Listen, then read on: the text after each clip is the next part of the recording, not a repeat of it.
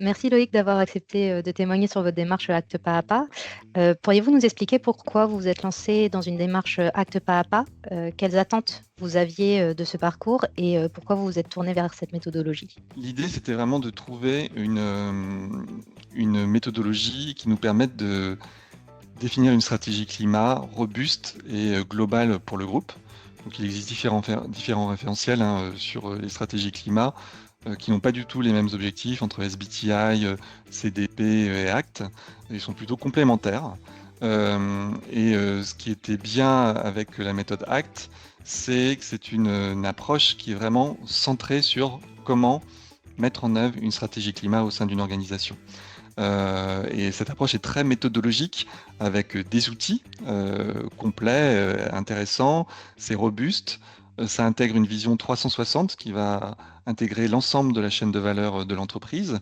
On va regarder tout ce qui est fournisseurs, clients, gouvernance et plein d'autres thématiques au sein de l'entreprise et de l'organisation. Et c'est également un autre facteur clé au fait, pour le choix de cette méthodologie, c'est une méthode qui est reconnue par les parties prenantes externes, que ce soit les institutions financières, et c'est également une méthode qui est reconnue internationale, dont les outils et le référentiel a été dès l'origine en fait rédigé en anglais avec l'ADEME et le CDP. Donc ça c'était aussi un facteur important en fait d'utiliser quelque chose de robuste et de reconnu. Et enfin, ce qui est important aussi au niveau d'Act, c'est que c'est une approche qui est progressive, donc on va à son rythme. C'est adapté, moi je trouve, à une ETI, donc une organisation comme la nôtre. C'est progressif, ça implique aussi la gouvernance de l'entreprise. Donc le COMEX, le CIO, il y a une lettre d'engagement. Ils doivent participer à des workshops, notamment sur la vision. Donc ça participe clairement à la robustesse de la démarche. Le dernier point, c'est qu'il y a aussi un accompagnement dans la démarche ACT, c'est-à-dire qu'on doit être formé à la méthodologie pour comprendre les outils et la méthode. Et on a un accompagnement par des consultants qui sont également formés à la méthodologie ACT. Donc tout ça permet d'avoir quelque chose qui est efficace et qui permet de se projeter sur le long terme et d'adresser tous les sujets liés à la transition climatique. Ok, merci Loïc. On a bien compris pourquoi vous avez choisi cette méthodologie. Et donc, l'accompagnement acte pas à pas est en train de se dérouler actuellement. Donc, est-ce que vous pourriez un peu nous en dire quelques mots? Oui, donc nous avons en fait, nous appliquons maintenant la méthodologie acte pas à pas à travers en fait une initiative commune à BPI France et l'ADEME qui est l'accélérateur décarbonation. Nous avons rejoint la 3e promotion de cet accélérateur. Et puis maintenant, donc, nous mettons en place cette stratégie au sein du groupe. Donc il y a différentes étapes au niveau du déploiement de la méthode ACT.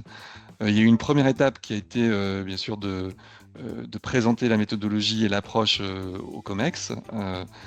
Il y a également eu en parallèle, nous, une formation en fait, des membres du COMEX et du comité de direction et des directeurs, en fait, l'ensemble du groupe, au sujet des enjeux climatiques, lors de séminaires SLT, chez nous, les Senior Leadership Team. On a formé l'ensemble des directeurs aux enjeux climatiques à travers la fresque du climat, pour justement avoir une certaine acculturation. Et puis après, les étapes de acte pas à pas, ça passe par une première étape qui est le diagnostic. Donc là où on va évaluer la maturité de la stratégie climat de l'entreprise. Donc c'est ce que j'expliquais tout à l'heure, c'est vraiment une approche 360 où l'on étudie différentes dimensions de la stratégie, la chaîne de valeur, les clients, les fournisseurs, la gouvernance, les produits, etc. et l'innovation.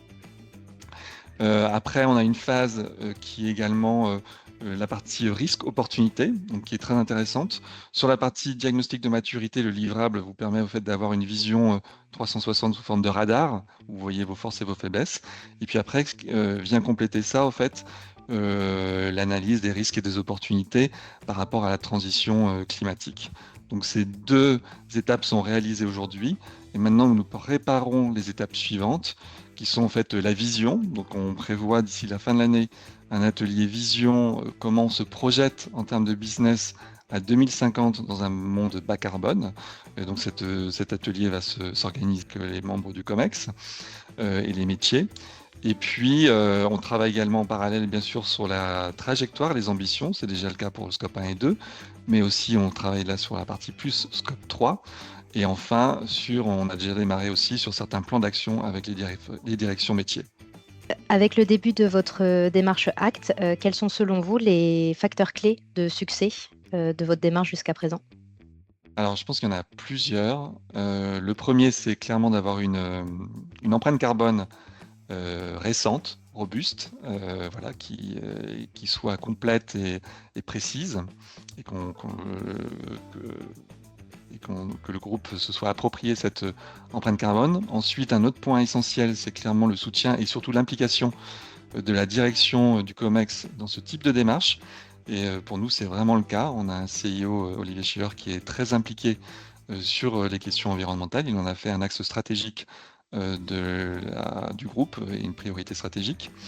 Il faut ensuite quand même qu'il y ait aussi une équipe projet en interne, enfin au moins une personne en tout cas qui lead, qui a été formée à la méthodologie, et puis une certaine régularité après dans le projet, puisque c'est un projet quand même qui s'étale entre 1 et 2 ans. Et enfin, je dirais qu'il faut aussi beaucoup de pédagogie auprès des parties prenantes internes sur la méthodologie, sur les exercices, pour que ce soit le plus efficace possible. Merci pour ces éléments de retour pratiques et concrets sur votre démarche.